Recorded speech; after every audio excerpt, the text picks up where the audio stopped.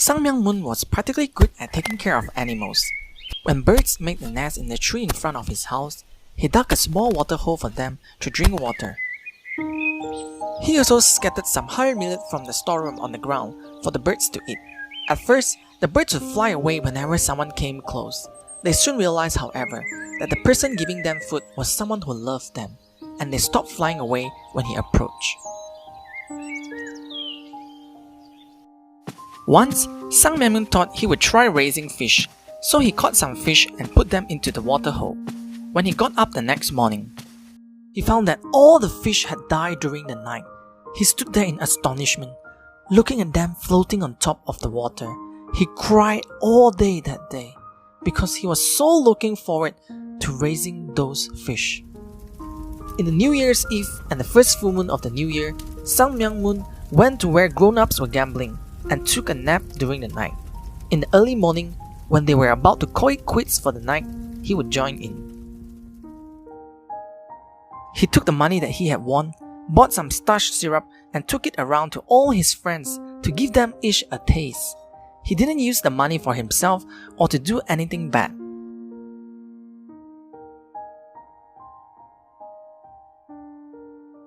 In any village, it is natural that there are people who live well and those who don't. When Sang Myung-moon would see a child who had brought boiled millet to school for lunch, he couldn't eat his own lunch of rice, so he would exchange his rice for millet. One of his uncles was a greedy man. His family owned a melon patch near the middle of the village, and every summer, when the melons were ripe and giving off a tasty fragrance, the village children would beg him to let them eat some. His uncle sat and kept guard, refusing to share even a single melon. One day, he went to his uncle and asked, "Uncle, would it be alright if sometime I were to go to your patch and eat all the melon I want?" The uncle willingly answered, "Sure, that will be fine." So, Sang Myung-moon sent word to all the children and led them to his uncle's patch at midnight.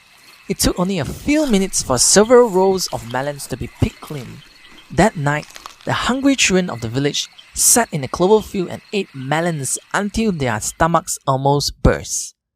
The next day, there was big trouble. "You rascal! Was this your doing? Are you the one who ruined my entire year's work raising melons?" "Uncle, don't you remember? You told me I could eat all the melons I wanted. The village children wanted to eat melons. Their desire was my desire. Was it right for me to give them a melon each? Or should I absolutely not have given them any?" "Alright, you're right." He was still a child, but Sang Myung-moon felt that he wanted to be a friend to everyone.